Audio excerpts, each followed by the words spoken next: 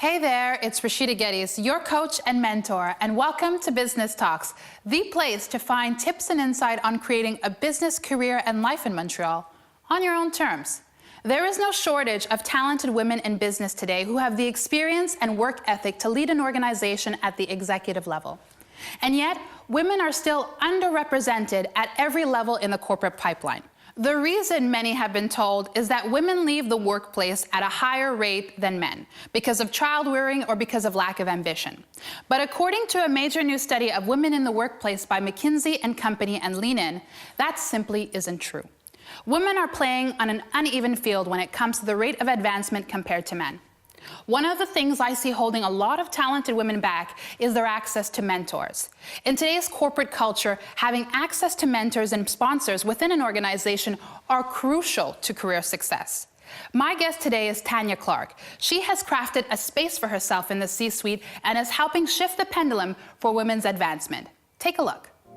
Tania Clarke, CFO for Montreal-based Investcorp Restaurant Group, Inc., knows what it takes to get ahead in her industry. She has worked with some of the most successful companies to date.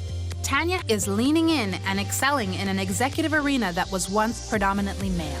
Though it was her work ethic, knowledge, and experience that helped her get into the C-suite, it is her confidence, bold management style, and honesty that has helped her gain the respect of employees, colleagues, and industry leaders alike. Chosen to grace the cover of CPA Magazine's October 2015 issue, Tania Clarke is creating a new model for what executive culture in Montreal could look like and helping to lead her organization to financial success. Tania also believes in the power of mentorship. Navigating corporate culture, office politics, and competing personalities can be challenging. However, in order to create more opportunities and space for women to advance in executive roles, she believes that mentorship is key.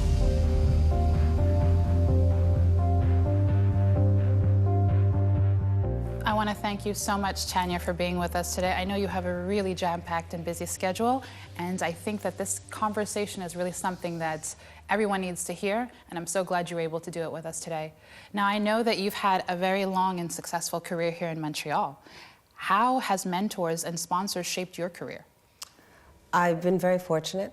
At the beginning of my career, I had a mentor who was with me for about 9 to 10 years, Wow. who actually gave me the opportunity, because I think that's key, being given the opportunity and also the latitude and the space to forge your way through, but also knowing that they're still there to assist you if you need help, because as you're moving through your career, you need to ensure that you have opportunity and support. And I think what's important for us to be able to talk about as well is the difference between a mentor and a sponsor, because those two things are different. And I think that mentors have a great way of being able to shape your career, but sponsors have an opportunity to be able to give you that opportunity. Absolutely. To be able to really take your career to that next level. Can you talk a bit about that difference, and if you had sponsors throughout your career as well as mentors? So I'll go back to that career building moment, that first job outside of the CA firm, because I'm a CA. So that individual was both mentor and sponsor, because that individual gave the coaching along the way to help me to develop to the max possible at that organization and with the external stakeholders of that company. But that person also had the opportunity to say, you know what, I'm going to recommend you for the next job. And in essence, when he left the organization, I took his role. Wow. And I took his role, and in that period, I had 2 children as well. So it was that balancing of family and career with opportunity. I was very, very fortunate.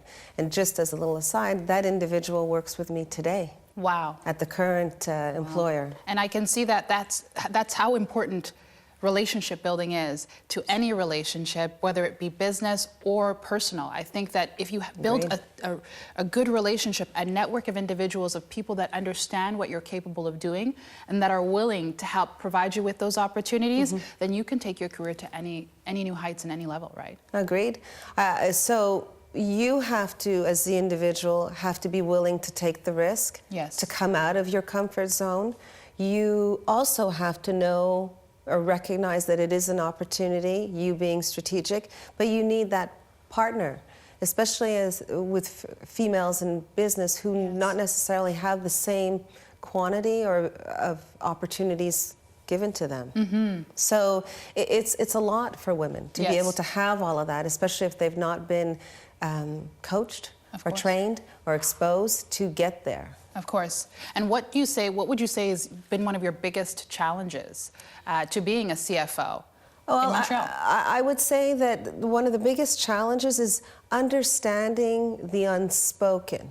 Because if you, as a female, are not in the typical, may not be the right word, but the old boys club. Yes, you're not it is the right word. You're not exposed to the lunches, the dinners, the tone, the content, right? The golf. Then you have to learn to speak the language. But you have to learn to speak the language authentically.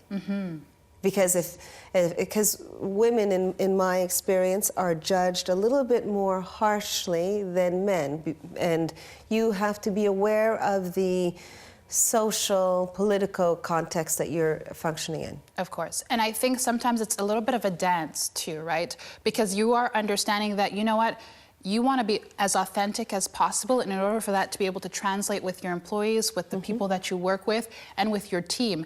But you also want to make sure that you're strategic, as you've mentioned, and that you're making sure that the alignments that you're making coincide with the vision or the values of the organization that you're working for, and also the individual that has the power to be able to make those changes within the organization. You got it. Yeah. Because you have to be the owner of your career, along with recognizing opportunities, but how are you going to seek the knowledge that you need to seek? And it could be your neighbor who has an executive position or something in a managerial position that you could go seek the info, reading documents. Psychology Today has a lot of interesting articles, and one I just read recently, kind of in preparation for today, that talked about the way women communicate in executive settings. We communicate differently. We don't speak as loud. We don't necessarily use the right words to, toot our own horns. Yes. But appropriately. Yes. Not too much. Yes. So it's learning that. It's like when you have children and you're teaching them how to live outside of the home. How do you say it once? No, you have to say it multiple times. Not that women are exactly like children, but you have to coach them, you have to plant the seeds. Yes. And that has to start young in the career, at the beginning of your career, and it'll only get stronger. Of course. Yeah. Now, you know this, I know this, but what's still holding women back from being in these C-suites? What's the result? Why are we so underrepresented in leadership? I think I actually believe that the old boys club, the ceiling still exists in a lot of companies and industries. Some industries are better, i.e. banking. They have more women that are ascending. But women tend to have challenges with family life, work-life balance. And it's a challenge because you decide to become a mother, you want to be that mother, you don't necessarily want to have somebody else raising your kids, and you may have to make sacrifices. And I mean, in certain, governmental institutions, probably it's more flexible, but in business, yes, the maternity leave of 1 year, and this may not be a popular thing, but the maternity leave of 1 year is great for the family and that bonding with your child. But at a high level, and a senior level, that 1 year absence is not a good thing. Absolutely. Okay? And I would, yeah. And I lived it. Personally, I lived it. I worked both of my maternity leaves, not 100%, because of transactions going on, and depending on the openness of the board and the executive, super executive, they would not have been open to a 1 year absence. You got to measure it. Of course, That's and I think challenge. for women that are thinking of moving into a leadership role, that 1 year also affects them as well. Yes. And I think it does because it's about timing and opportunities and being prepared. And if that timing happens while you're away, then there's no indication. You have no idea when that next turn will come. Yes. And it's really about, and I think, for someone that has left the workforce to have a baby and to come back, I think it's a rebuilding. Yes. And it's about re-strategizing and saying, okay, you know, how do I approach this now? Because I can't approach it from the same way. I have new obligations to take a hold of. So how do I approach this in a way that works for my family and also works for me and my aspirations as someone that is driven or that wants to enter into that C-suite? You hit it right on the nail. And I'll go back to what you said just a little bit earlier. If you had that mentor or sponsor still in your organization that was keeping an eye out for you, then you wouldn't have such a difficult transition coming back in. But, you know, business moves very fast. People move and so on and so forth. So you're kind of counting on that individual. The alternative that someone could do is try to maintain some sort of networking during the maternity leave, but in a way it still takes away from your family time. Of course. Yes, you have to come back with the right expectations. You have to know what you're willing to give and what you're not willing to give. And that may mean that you're going to choose a different type of job, maybe a different type of industry for the moment, for the time being that you may be focusing on putting more time at home. But that's you have to be fluid. That's for the moment. Doesn't mean you can't come back in 2 years. So you've got to pace yourself so that you don't feel that you're giving too much of yourself away, because then you'll become resentful. Of course. You got to be happy. You got to be fulfilled, right? And that fulfillment of work life is a challenge. Yes. So I always say, and I had this discussion with a board member just last week, that seek work-life balance, not on a day-to-day basis, but on an overall basis. Because sometimes you got to give more, whether it's home or at work, and you get it back. And if you have the right culture, organization, they will support that. Not just with you, but in the organization. Yeah, and I think for me, I've always kind of not been too happy with the word balance, because when we think of balance, we think of 50-50. Yeah. We think it has to be even on both ends at all times. Yeah. And the reality is that more of a blend. Yeah. And I've realized even during my maternity leave, I was, you know, on the phone, checking emails, going to conferences, and I was blending that with parenthood. And it's about having a blend and knowing that there's going to be times where you're going to need to invest a lot more time in work. Yeah. And it might be in your career, and it might be at moment in time, a season in your life, and then there might be other times that you really need to focus on your children and on your family. And it's about being comfortable knowing that you're going to juggle those things, and you're going to juggle them in the best way that you possibly can. Yeah, absolutely, being fluid and ensuring that I always have a plan B and C. Yes. Meaning that you, let's say the time comes where you have to focus outside of the home, you make sure that you have an infrastructure to support you. And you call it in when you need it, so you plan for it. Yes. Yeah. What would you say, so you've taken on the role of CFO this year, actually, January 2015. Yeah. And what would you say has been your biggest accomplishment or biggest achievement so far? So I'm very proud of, I had to build a new team in Montreal. I got to choose my team members and coach them and mentor them, and some of them that I brought in are taking a step up. So it is bringing them into the role and establishing a new team, and while still delivering and being able to coach and mentor and seeing that success. So it's only been 10 months, so it's actually short, and there was a lot to do, but there are some very good wins, being the team, being the ability to coach and mentor, a mix of male and female, and a team to deliver. Yeah, I think that, and understanding the culture. I think we as women, we are relationship builders by nature, generally. You need to understand the culture in which you work. That'll help you tremendously in understanding what should you say, what should you do, what is the right step, while not losing your core values and who you are. Be authentic. Be yourself within the environment. And if it doesn't fit, then you have to make a decision. Of course, of course. Yeah. What would you say is the best advice that you can give to any woman watching today that has aspirations to enter into that C-suite? What would one piece of advice that you'd be able to give them today that would be able to really change or shift the way that they've been looking at their career? What would that be? Be ready for opportunities.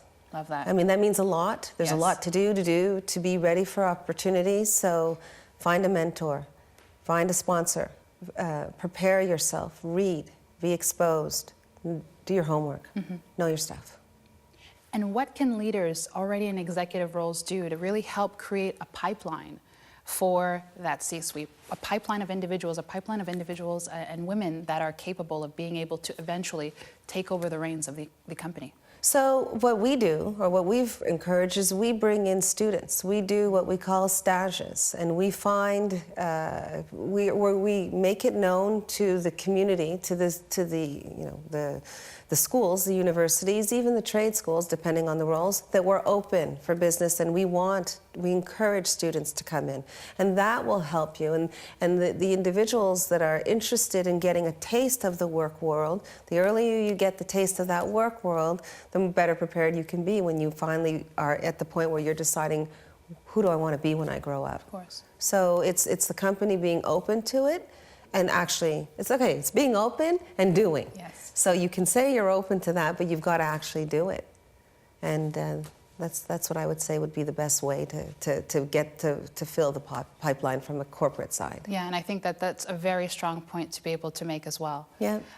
What's next for Tania Clarke? You've worked for some great organizations. Yes, I have. You're working with a great organization at the moment. What do you think is next for you in terms of what you're able to build at this organization at the moment? So this organization has a lot of opportunity. Investcorp is in the midst of a rebuild, a turnaround, and I love that. I love change. I'm very much so open, not change for change, just to change, but where it's going to stretch my development. So for me, in my career management, I have a coach. I'm very open to that. I speak to people. I'm out in the community. I do a lot of community work, but for the business in itself, I want to see it. I want to bring the best practices that are not currently there now, and for it to be able to run smoothly and successfully, whether I'm there or not. Because that is what we need to do as leaders, and also lead a team to be able to step in. So succession planning is important.